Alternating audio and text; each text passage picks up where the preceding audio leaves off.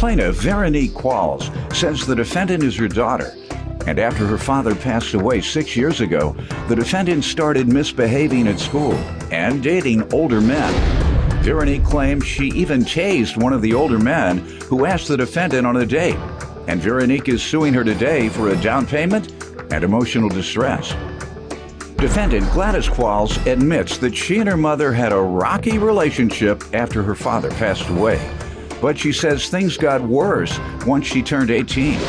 Gladys claims she often has to help her mother out financially because she lives beyond her means, and she's countersuing her today for furniture. All rise. This court is now in session. The Honorable Judge Greg Mathis presiding. You may now be seated. Start with you. Your Honor, this is Gladys, my daughter. I call her Gigi. Gladys has been having trouble ever since the father died in about 2011. She's been having a lot of problems. How old was she? About 6 years ago, about 14. Type of problems? She, I believe she started smoking weed. Gigi was emotional. She was misbehaving in school. She was dating older men. She started stripping. A whole lot of different behaviors. She started stripping. She wasn't even 18 yet, so I went to the strip club to see what was going on. No. Okay. No, y'all. I went to the strip club to see what's going on. I had to protect her. I had to go there with my taser to make sure everything was all right. You took your taser with Yes, you, I took my taser to make sure everything was all right. After a couple of trips there, it didn't even take a week for her to stop that. Then Gladys started dating men older than me. I kept telling this man, leave my child alone. He said he wasn't being bothered with her. I went down to the job, threatened him. So he showed up at my house to take Gladys out on a date. So I had to come downstairs. He was older than me. I wouldn't want him, first of all. Beautiful young girl like her. I'm an old lady, ain't want him. He was older than me. So I told him again, leave my child alone. No, you're not taking this one to the circus. That one is mine. So we had to fight. Felt bad because I know he had asthma, but I had to tase him because that's my child. Told him that was mine, so we was fighting. So then she started dating another old man. Then I went away on vacation. Gladys starts fighting her sister. Why Gladys fought this 300-pound sister, I don't know. I got 5 girls. Gladys is number 3 or 5. So they called me up, and the cops is on the phone, and I'm trying to talk to the cops. I said, well, take her to the hospital. Let's see what's going on. She says she was only drinking. My girlfriend, she's a nurse that works with me. She says she's not drinking. She was smoking, and they must have slipped her something. I begged Gladys to go for counseling. Gladys, you in pain. You need to go get some counseling. We haven't dealt with this. Gladys still didn't want to fight. I'm fighting. Gladys fighting the sister. I jump on Gladys' back. But why did she say she didn't want to go to counseling? That's for crazy people. Did you tell her you're acting crazy? I told her she was acting crazy.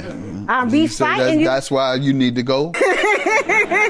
She fighting the sister. I'm trying to break it up. I jump on her back. Gladys stands up with me on her back.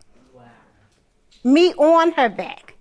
Gladys bit me, and I hit her with she always tell people how I hit her with the Swifter. Gladys was biting me on the ankle. So I'm telling Gladys not to go outside, not to do something. So I knew she was in pain. I just didn't know how to do it, and I spoiled these children. Well, if she wouldn't go to counseling, I don't know. I can't think of anything just this moment you could do. Let me hear from you, young lady. Hi, Anna. I want to start off by saying I love my mom dearly. Go over here. I have I want to start off saying, Your Honor, by saying I love my mother dearly. I have the utmost respect for her. But ever since we came to the financial situations, our relationship's kind of been bad. When was that? Our relationship's always kind of been rocky ever since my father passed away back in 2011. Right. Guess because I personally never really dealt with it and I always pushed it aside. But once I turned 18, I want to honestly say, which was back in 2015, March 2015, things just really started to get rocky and kind of bad. because of the financial issues. But three things that I would like honestly use to describe my mom. Sometimes my mom comes off very rude. She's very aggressive, and I don't think she knows how to talk to people at all. And I feel as though sometimes she lives above her means, like, you know, shopping, buying things, you know, which ultimately sometimes causes her to fall behind financially on her bills and things like that. She told you she has 5 girls. Out of my older 3 sisters, the older 3 siblings, I feel as though I help her out the most financially, as far as helping pick up the slack and trying to be there for her wherever I can. But when I can't financially, you know, be there for her and help her, it becomes a problem. And then she does things like start making false accusations, like calling me all types of drug addicts. She talks badly and talks down to me and my boyfriend. And she just does things that kind of has me feeling some type of way or in my emotions, which is why, or brings us to where our relationship is right now and kind of the bad blood between us. Well, she's well spoken and sounds like she understands the challenges very well. That's not true. I fall behind because I'm paying my bills and her bills. Okay. What are you suing her for today? I'm suing her for the $2,000 deposit on the Chevy Equinox in emotional distress. Mm-hmm. Tell me about the car. The car, my car was repossessed. Gladys had my vehicle, my 2013 Chrysler. Why was it repossessed? We, too much bills. I was paying everybody bills. Okay, you were paying hers at that time? Yes. I needed another vehicle, so I couldn't get another vehicle because I had this one and she had that vehicle. She was paying the car note at the time.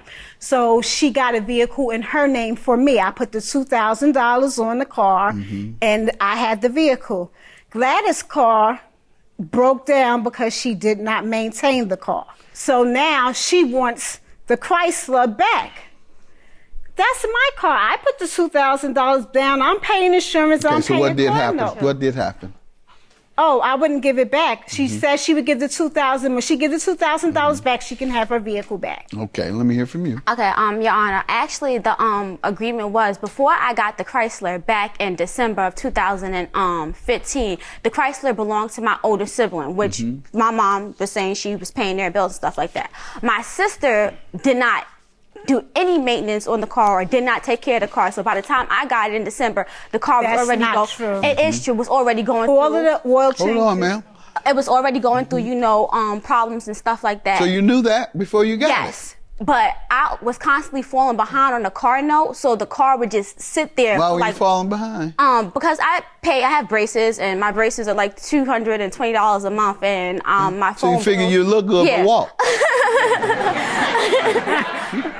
Go ahead. So financially, I started to like fall behind. I just got a new job, wasn't making, you know, a lot of money. So with all of the bills that I had, trying to pick up the pieces and still maintain the car note that was in her name and mine at the same time, it was kind of a problem. So when I took the car, when the Chrysler had first started acting up, I had took the Chrysler to multiple dealerships and got diagnostics done on them to try to see what was going on. So when I told my mom about the situation and I had reached out to her to try to get help her to fix me the car. Kept reaching out to her, like, hey, you know, I need you to come and Did she ever respond? No. How long after you purchased it did it start going bad? Like 4 months probably after I purchased the car, it started going bad. What all went wrong? They just said that it wasn't because the maintenance. You have of the car, the estimate, ma'am? Yes. Of what they said was wrong? With the car? No, I don't have the estimate of what was wrong with the car. You don't have what was wrong? No. All right. All you have is your word. Yes. The usual excuse for people who don't want to pay their car bills are that it didn't work. No, I said. And that's why I'm asking you to show me where it didn't work. I have the car note on my bank statement. Ma'am, I want to see an analysis. Do you have that? I gave that to her. Did she give you something regarding the engine or not? No. Yes, I did. And so you all ever discussed getting your money back? Yes, she said. And what did she say? She said she would give me the $2,000. Did you? Yes. So all these excuses you're giving me today is for what? I told her I would give her the $2,000 back if she gave me the $1,500 that I Yeah, had that paid has for nothing furniture. to do with the car repairs. You talked to me about car repairs like that was the problem. Now we see that absolutely has nothing to do with this. It has to do with the furniture. That's your only defense. What's the emotional distress for? Gladys constantly called and cursed me out. I went in. About what?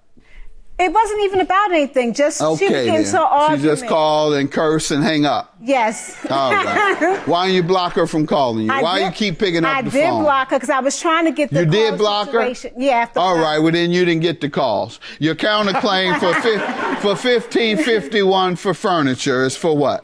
Back in September of last year, me and my grandmother had actually went and got an apartment in our name for me and my mother to reside in. When we moved into the new apartment, October or August of that year, my mom was like, hey, I want you to apply for this lease to see if we could get approved to get new furniture for the house. Not true. And they had approved me for a loan for about like $700, $800. But after taxes and interest, it rounded up to $15 ultimately. She told me we was going to get all of this furniture. I got furniture for myself and furniture for her and my younger siblings for the house. And she said that because it was her idea, because I never knew about it, she said she would pay me back 100%, like pay off the whole furniture debt once she got her income tax in January. So she said she would pay off the whole debt once she got her income tax off in January. So from August when we got the furniture up until I want to say about like March or February of 2017, going into the new year, when I had got the furniture, my bank card was set up to it. So they were constantly taking monthly payments out of my account for the furniture already. So the furniture was being paid off. Came March, I had looked at the credit card that they was taking the money off of, I had lost. So I had called and canceled the card and they had stopped receiving payments. Did you ask her why she wasn't paying? She just kept saying that she was waiting for her income tax refund to come back. Like they haven't given her money yet. She was All right, but waiting on she it. certainly agreed you insist to pay for all of it. Yes. Ma'am? No, Your Honor. Your Honor, I bought $17,000 worth of furniture not even a year before. She picked out a bedroom You set. bought $17,000 in 1 year? Yeah, my husband Wow. passed away. I refurnished the entire house. I had 5 children. We refurnished the Okay, entire I got 4. house. I've never spent 17 in 1 year. Go ahead. She picked her bedroom set and everything else. She didn't want what she had. I said, Gladys, why didn't you want either your sister bedroom set or the bedroom set you have? She convinced. You never agreed to pay for it, man. No, just the TV stand that I got.